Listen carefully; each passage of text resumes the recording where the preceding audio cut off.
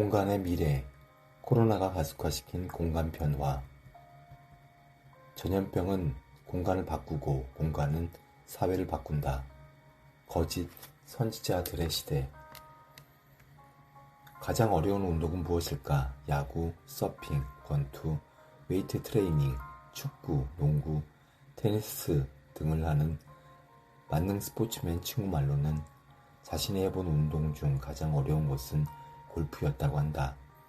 웨이트 트레이닝을 할 때에는 한두 개의 관절만 사용하는데 골프는 발가락 끝부터 머리끝까지 모든 관절을 사용하기 때문에 그중 한 개만 삐끗해도 공이 제대로 맞지 않기 때문이라는 거였다. 미래를 예측하는 것도 그렇다. 여러 요소 중 한 개만 잘못 예상해도 결과는 엉뚱하게 나온다. 대표적인 사례가 역사상 가장 위대한 미래학자라 할 수 있는 멜빈 토플러의 전자 오두막 예언일 것이다. 그는 1980년 그의 저서 제3의 물결에서 미래는 정보화 시대가 될 것이라고 예측했다. 그리고 미래에 텔레커뮤니케이션 기술이 발전하면 사람들이 회사에 출근하지 않고 재택근무를 하게 되어 도시를 떠나 숲속에 오두막을 짓고 살게 될 거라고 예측했다. 그런데 기술은 완성되었지만 정작 뚜껑을 열어보니 예상과 달랐다. 직장 상사들은 부하 직원이 집에서 일을 하는 것을 원치 않았다. 직장 상사는 부하 직원이 자신보다 먼저 출근해서 본인이 감시하는 눈앞에서 일하기를 원했다. 인터넷과 컴퓨터가 발전해도 여전히 사무실로 출근했고 도시에 모여 살았다. 예측이 빗나간 이유는 인간의 권력 욕구라는 본능을 계산에 넣지 않았기 때문이다. 사람들은 텔레커뮤니케이션이 발전하면 먼 나라의 모습도 TV나 컴퓨터 모니터로 볼 수 있으니 굳이 해외여행을 가지 않게 될 거라는 예상도 했다. 하지만 TV에서 걸어서 세계 속으로 프로그램을 본 시청자는 그 모습을 직접 확인하기 위해 비행기를 타고 해외로 떠났다. 예상과는 반대로 지난 수십 년간 해외 여행객 숫자는 폭발적으로 늘어났다. 그러다가 코로나19라는 전염병의 변수가 생겨나자 재택근무가 시작됐고 해외여행이 사라졌다. 권력 욕구보다 생존 욕구가 더 컸기 때문이다. 이러한 본능적인 요소의 힘들이 어느 정도로 어떻게 작용할지 잘 알 수 없기 때문에 보통 과학자들이 미래가 12시 방향으로 갈 것이라고 예측하면 대부분 2시나 11시 방향으로 가게 된다. 전 국립생태원장 최재천 교수는 2020년의 코로나 사태를 지구온난화에 의해서 만들어진 하나의 현상으로 설명한다. 동물은 각 종마다 다른 방식으로 바이러스에 대응한다고 한다. 사람의 경우에는 바이러스가 침투하면 면역체계에서 민감하게 반응해 바이러스를 죽이려는 전략을 취한다. 반대로 여러 동물과 접촉하고 수많은 개체수가 모여서 사는 박쥐의 경우에는 바이러스와 공존하는 전략을 취한다고 한다. 그러다 보니 박쥐는 몸 안에 여러 종류의 바이러스를 품고 살아가게 된다. 이런 박쥐와 인간이 접촉하게 되면 인간은 바이러스 감염에 노출된다. 그런데 다행히 인간은 주로 사계절이 명확한 온대 지방의 도시를 만들어 살고 있고 박쥐는 주로 기온이 높은 더운 지방에서 서식하고 있어서 둘의 서식지가 겹치는 부분이 많지는 않았다. 그런데 지구온난화가 진행되면서 열대 기후 지역에 살던 박쥐들이 기온이 오른 온대 지역으로 점점 이동해 오게 되면서 인간과 박쥐가 만날 가능성이 늘어났고 그런 가운데 박쥐에 의해서 코로나 바이러스가 인간 세계로 전파되었다는 것이 최재천 교수의 설명이다. 따라서 지구온난화가 계속되는 한 또 다른 전염병이 발병할 가능성이 높다. 지구온난화는 시베리아 동토를 녹이고 과거에 활동했던 바이러스나 박테리아가 세상에 놓을 가능성도 높인다. 시베리아 동토에 얼어서 갇혀있던 메탄가스도 대량으로 공기 중에 분출되어 지구온난화를 가속화시킬 거라는 우려도 제기된다. 우리가 살고 있는 시대는 기후변화와 전염병의 시대라고 해도 과언이 아니다. 코로나19는 모여야 살 수 있었던 인간 사회를 반대로 모이면 위험한 사회로 만들었다. 인간은 항상 변화하는 세상을 예측하고 미래를 알기 위해 노력한다. 정확한 예측만이 생존 확률을 높여주기 때문이다. 5천년 전 이집트에서는 다가올 나일강의 범람을 예측했던 사람만이 코로나19는 모여야 살 수 있었던 인간 사회를 반대로 모이면 위험한 사회로 만들었다. 인간은 항상 변화하는 세상을 예측하고 미래를 알기 위해 노력한다. 정확한 예측만이 생존 확률을 높여주기 때문이다. 5천년 전 이집트에서는 다가올 나일강의 범람을 예측했던 사람만이 살아남을 수 있었다. 21세기에도 우리는 살아남기 위해 집값과 주가를 예측하려고 노력한다. 그리고 지금은 코로나 이후 세상이 어떻게 바뀔지 궁금해한다. 그래야 살아남을 수 있기 때문이다. 건축을 전공한 사람으로서 나 역시 앞으로의 공간이 어떻게 바뀔지 예측해보려고 시도했다. 이 책은 그 추측의 산물이다. 미래를 바꾸는 변수에는 기술 발달, 전염병, 기후변화 등 여러 가지 요소가 있을 것이다. 어떤 변수는 지속될 것이고 어떤 변수는 사라질 것이다. 예를 들어서 지금이라도 완전한 백신이 나온다면 전염병이라는 요소는 변수에서 사라질 수도 있다. 하지만 기술 발달이나 기후변화라는 변수는 남아있을 것이다. 따라서 이 책을 읽을 때에는 예측의 결과보다는 생각의 과정에 무게중심을 두는 것이 좋다. 시대가 급변하고 위기의 시간이 오면 미래에 대해 이야기하는 온갖 선지자들이 등장한다. 그중 상당수는 후대의 거짓 선지자로 판명될 것이다. 워낙에 많은 변수가 있기 때문에 미래를 예측한다는 것은 사실상 불가능하다. 따라서 나 역시 거짓 선지자 중 한 명이 될 수도 있다. 그런 위험을 감수하더라도 이 책을 내놓는 것은 더 다양한 전공의 사람들이 다각도에서 예측할수록 사회가 올바른 방향으로 갈 가능성이 높아진다고 믿기 때문이다. 마스크가 만드는 관계와 공간. 45cm 이내로 들어오는 사람은 특별한 관계의 사람이다. 연인이나 부모, 자식 정도만 그 거리 안에 들어온다. 그런데 만원버스나 지하철을 탔을 때에는 모르는 사람과도 45cm 이내로 가까워진다. 만원버스나 지하철에서 불쾌감을 느끼는 이유다. 가까운 사이도 아닌데 45cm 안에 들어와서 마음이 불편한 거다. 가끔은 모르는 사람과 가까운 거리에 있어도 기분이 좋은 경우가 있다. 클럽에서 춤출 때다. 그 이유는 입구에서 문지기가 힘들게 나같이 분위기에 어울리지 않는 사람을 골라내서 못 들어오게 선별했기 때문이다.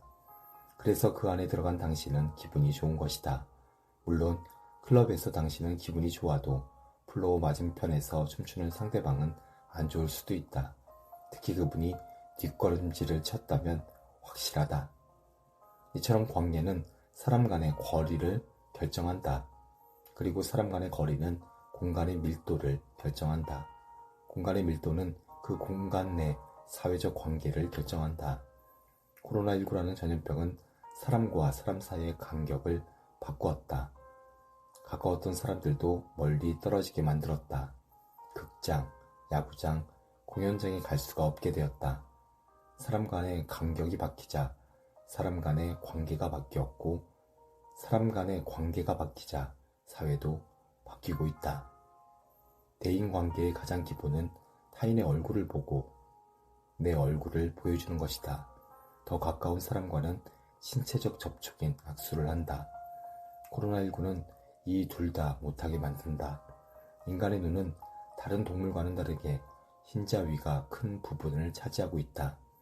이는 이 사람이 멀리서도 다른 사람이 어디를 쳐다보는지 알 수 있도록 진화된 것이라고 과학자들은 설명한다. 동물들은 눈동자에 흰자위가 거의 보이지 않기 때문에 어디를 바라보는지 멀리서는 파악하기 어렵다. 인간이 다른 동물을 압도할 수 있었던 것은 언어와 표정 등을 통해 집단 내에서 의사소통이 잘 됐고, 따라서 집단의 규모를 키울 수 있었기 때문이다. 우리는 높은 인구 밀도의 공간을 만들고 그 안에서 여러 사람과 관계를 맺고 그 가운데서 다른 사람들의 심리를 파악하기 쉬운 쪽으로 진화했다. 심리를 파악하는데 가장 중요한 것은 표정이다. 그런데 코로나 때문에 우리는 마스크를 쓰고 다녀야 한다. 마스크는 얼굴을 가리고 표정의 대부분을 가린다. 인간은 놀라울 정도로 미세한 안면 근육의 움직임을 통해 상대방의 심리 상태를 파악한다. 그런데 온라인 강의나 화상회의 시 낮은 해상도의 작은 모니터상으로는 표정을 제대로 파악하기 어렵다. 상대방의 상태를 파악하지 못하는 상태에서 대화를 진행해 나가니 불안감과 스트레스가 늘어난다. 최근의 연구에 의하면 화상회의 화면 속에서 동시에 너무 많은 사람의 표정을 파악해야 하는 것도 또 다른 스트레스를 유발하고 있다고 한다. 이래저래 현재의 상황에서는 마음이 통하는 깊은 관계의 발전을 이루기가 어렵다. 온라인상으로 만들어지는 관계는 오프라인 공간에서 만들어지는 관계에 비해 피상적이 되기 쉽다. 이러한 것들이 여기저기서 조금씩 쌓여 우리의 삶 전체를 바꾸고 있다. 마스크는 우리 도시 풍경도 바꾸고 있다. 마스크를 쓴 사람들이 있는 거리와 그렇지 않았던 거리의 풍경은 사뭇 다르다. 건축물에도 이와 같은 사례가 있다. 우리의 도시는 과거 아파트 발코니에 널린 빨래들을 통해서 안에 있는 사람들의 삶의 모습을 엿볼 수 있었다. 그리고 그런 모습들이 도시의 표정이었던 시절이 있었다. 발코니 확장으로 이 모든 표정들은 반사되는 유리창 뒤편으로 숨어버리게 되었고 도시의 모습은 삭막해졌다. 마스크는 마치 발코니에 달린 알루미늄 셰시 유리창처럼 모든 사람의 표정을 지워버렸다. 인간의 감정이 지어진 공간은 삭막하다. 예전에 어린이 TV 프로그램 꼬꼬마 텔레토비를 보면 섬뜩했는데 그 이유를 생각해보면 텔레토비는 표정 변화가 별로 없어서였던 것 같다. 텔레토비는 눈을 깜빡이고 입만 조금 움직일 뿐 다른 안면 근육의 변화가 전혀 없다. 마스크를 쓴 사람들로 가득 찬 이 도시는 활력을 잃고 점점 텔레토비 마을처럼 되어가는 듯하다. 전염병, 인류, 도시. 인류사의 2020년은 코로나19가 전 세계를 강타한 해로 기억될 것이다. 뉴욕타임스 컬럼니스트 토마스 프리드먼은 예수가 태어난 해를 기점으로 해서 예수 탄생 이전을 뜻하는 BC와 예수 탄생 이후를 뜻하는 기원후 AD를 이제는 비포 코로나를 뜻하는 BC와 애프터 코로나를 뜻하는 AC로 써야 할지 모른다고 이야기했다. 그만큼 코로나19는 전 세계적으로 큰 영향을 끼쳤다. 코로나 전염병의 충격이 대단하긴 하지만 5천년 인류사를 살펴보면 전염병은 그렇게 새로운 이야기가 아니다. 문명이 발생하려면 도시가 필요하다. 인구 밀도가 높은 도시가 만들어지려면 전염병의 문제가 해결되어야 한다. 최초의 문명은 메소포타미아와 이집트 같은 건조 기후대에서 발생했다. 건조 기후는 전염병의 전파가 최소화될 수 있는 조건이었기 때문이다. 중세시대가 끝나고 르네상스가 시작된 것은 흑사병이라는 전염병의 영향이 크다. 흑사병이 유럽을 강타하는 과정에서 천년 동안 유럽을 지배했던 교회의 힘이 약해졌기 때문이다.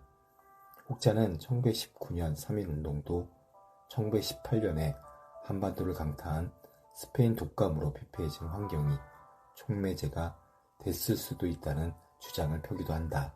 이처럼 전염병은 언제나 인류 역사에 영향을 미쳐왔다. 코로나 전염병도 반복되는 역사의 과정 중 하나일 뿐이다. 이러한 접근이 코로나 사태를 차분하게 대응하는 첫 단추라고 생각한다. 코로나는 향후 사회 진화의 방향을 15도 정도 틀 수는 있겠지만 코로나로 인해서 미래가 180도 바뀔 것 같지는 않다. 많은 전문가들은 코로나로 인해서 기존의 사회 변화의 방향이 바뀌는 것이 아니라 지난 수십 년간 진행되어 오던 변화의 방향과 같은 방향으로 가속도가 붙을 거라고 보고 있다. 기존 변화의 방향이라는 것은 비대면화, 개인화, 파편화, 디지털화를 말한다. 지금의 비대면 소비와 같은 변화는 1990년대 인터넷 보급 이후 30년간 진행되어 오던 방향이었고, 코로나는 그 변화의 속도를 빠르게 가속시키고 있다. 지난 수십 년간 오프라인 공간에서 이루어지던 많은 행위가 온라인 공간으로 이동해왔고, 그 이동은 코로나로 인해 더 빨라지고 있다. 일반적으로 세상의 변화에 느리게 반응해오던 교육부와 대기업도 원격 수업과 재택근무를 시행했다. 향후 온라인 쇼핑, 재택근무, 온라인 수업, 원격 진료의 비중이 늘면서 산업구조와 도시공간 구조의 재구성이 촉진될 것이다. 혹자는 텔레커뮤니케이션의 발달로 대면하지 않아도 다른 사람을 만날 수 있으니 전염병의 위험을 피해서 대도시가 해체될 거라고 예측하기도 한다. 인터넷에서 정보를 습득하고 SNS나 화상통화를 통해 다른 사람들과 연결될 수 있다 하더라도 사람들은 추가로 오프라인 공간에서 다양한 사람을 만나는 것을 포기하지 않을 것이다. 그 이유는 온라인상의 관계만 맺는 것보다는 온라인과 오프라인의 기회를 동시에 가질 때 더 유리하기 때문이다. 연애할 때 화상통화가 된다고 손잡는 데이트를 포기하는 사람이 있을까? 마찬가지로 사업적인 기회 역시 비대면 방식 하나보다는 비대면과 대면 두 가지 기회를 가진 업체가 더 유리할 것이다. 따라서 앞으로도 대도시를 선호하는 사람은 항상 있을 것이다. 경제적인 이유뿐 아니라 본능에 대해서도 고려해 봐야 한다. 우리는 인간이 동물이라는 사실을 자주 잊으면서 산다. 수십만 년간 진화해온 유전자에 각인된 동물적 특징은 대부분의 의사결정 과정에서 결정적인 영향을 끼친다.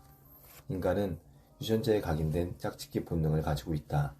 코로나 사태에도 붐비는 클럽과 헌팅 포차를 보면 오프라인 공간이 왜 필요한지 알 수 있다. 인간은 신체를 가졌기에 오프라인에서 만나야 할 이유가 여러 가지 있다. 그래서 지난 5천년 동안 그랬던 것처럼 앞으로도 인간이 모이려는 경향은 크게 바뀌지 않을 것이다. 물론 14세기의 흑사병처럼 우리가 손을 쓸 수 없는 수준의 전염병이 생긴다면 이야기가 다르다.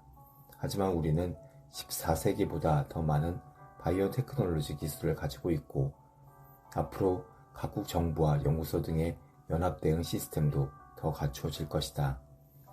공간의 해체와 재구성, 권력의 해체와 재구성. 우리가 보는 많은 권력은 공간이 만드는 보이지 않는 손에 의해서 만들어진다. 일반적으로 시선이 보이는 곳에 위치한 사람은 권력을 가진다. 예를 들어서 교실에서 의자는 모두 칠판을 향해 놓여 있다. 교실에 앉으면 수십 명의 학생들은 앞을 바라보게 된다. 이때 앞에 서 있는 선생님이 권력을 갖게 된다. 학교는 지식 전달이라는 기능을 가진다. 지식을 전달받기 위해서 학생들은 교실에 모여야 했고 지식을 전달해주는 칠판과 선생님을 쳐다봐야 했다. 학교 건물과 교실은 그런 기능에 맞게끔 디자인되었다. 그런데 그렇게 만들어진 공간은 부수적으로 선생님에게 권력을 이양한다. 줄을 맞춰서 앉아있는 아이들은 수업 시간이라는 시간적인 통제를 받을 뿐 아니라 공간적으로도 옴짝달싹 못하는 제약을 받게 된다. 이러한 시간적 공간적 제약은 쉽게 벗어버릴 수 없다. 그 시공간적 제약이 곧 사회 시스템이다. 공간이 만드는 사회 시스템이 주는 제약은 보이지 않게 사람을 조종한다. 이때 공간이 만드는 권력의 크기는 모이는 사람의 숫자와 비례한다. 더 많은 사람이 모여있는 곳에는 공간에 의해서 더 큰 권력이 만들어진다. 그런데 전염병이 창궐하는 상태에서는 많은 사람이 모일 수 없다. 학생들은 학교에 가는 대신 집에서 온라인으로 수업을 듣는다.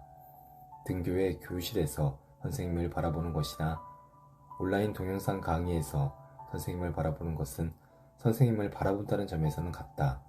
하지만 모니터상의 선생님을 혼자 보는 것과 교실에서 수십 명의 아이들과 함께 선생님을 보는 것은 공간 구조가 만드는 권력이라는 관점에서 완전히 다르다.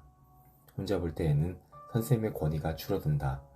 또 다른 차이는 온라인 수업은 시간적 제약이 없다는 점이다. 동영상 강의는 아무 때나 듣고 싶을 때 들으면 된다. 사람에게 시간적, 공간적으로 자유를 많이 줄수록 관리자의 권력은 줄어든다. 따라서 코로나 이후 바뀌는 수업의 형태는 기존의 학교 건축 공간이 만들었던 권력의 구조를 깨뜨리게 될 것이다. 향후 학교 기능의 많은 부분은 경우에 따라 온라인과 오프라인 공간으로 나누어져 행해질 것이다. 이렇게 재구성된 공간은 다른 형태의 권력 구조를 만들 것이다. 마치 인터넷 데이터 전송 속도가 빨라지고 스마트폰이 개발되면서 케이블 방송이 가지고 있던 미디어 권력이 넷플릭스 같이 인터넷으로 영화, 드라마 등 각종 영상을 제공하는 OTT 기업이나 유튜버들에게 넘어간 것과 마찬가지다. 미디어에서 권력의 이동은 광고 수익을 누가 더 많이 차지하느냐로 명확하게 판명났다. 2019년 가을에 방영한 드라마 스토브리그가 시청률 1위를 하고도 광고 수익 면에서 적자였다는 사실은 충격적이다. 얼마 전 유튜버들의 간접 광고가 크게 문제된 것도 단순한 도덕적 문제를 넘어서 변화한 세상에서 기존 미디어와 새로운 미디어 간의 권력 경쟁의 갈등이라고 볼 수 있다. 공간 구조가 바뀌면 권력의 구조가 바뀐다. 우리는 향후 몇 년간 급속도로 바뀌는 권력 구조의 재편을 보게 될 것이다. 이런 변화를 수동적으로 구경만 해서는 안 된다. 명확한 목표를 가지고 그에 맞게 공간 구조를 새롭게 구성하는 디자인을 할 필요가 있다. 우리의 목표는 무엇인가? 더 많은 사람이 행복한 사회를 만드는 것이다. 그러기 위해서는 어렴풋이나마 미래에 대한 그림을 상상해보고 그런 세상이 되기 위해서 어떤 공간 구조를 만들어야 할지 준비하는 노력이 필요하다. 20세기 초에 백화점이나 오피스 빌딩이라는 새로운 건물 양식이 나왔던 것처럼 포스트 코로나 시대에 맞는 새로운 건물 양식이 발명되어야 할 것이다. 도시적인 스케일에서의 공간 구조 변화도 수반되어야 한다. 많은 곳에서 도시 재생과 재건축도 이루어져야 할 것이다. 전반적인 공간 리모델링이 시작될 시점이다. 공간 디자인이 바뀌면 사회가 바뀐다. 이 책을 읽으면서 어떤 공간을 만들어서 어떤 사회를 만들지 생각해보는 시간이 되면 좋겠다. 마지막으로 이 책을 만드는 데 도움을 주신 우리운 문화사의 김경민 편집장님, 오경현 실장님, 김지연님께 감사드린다.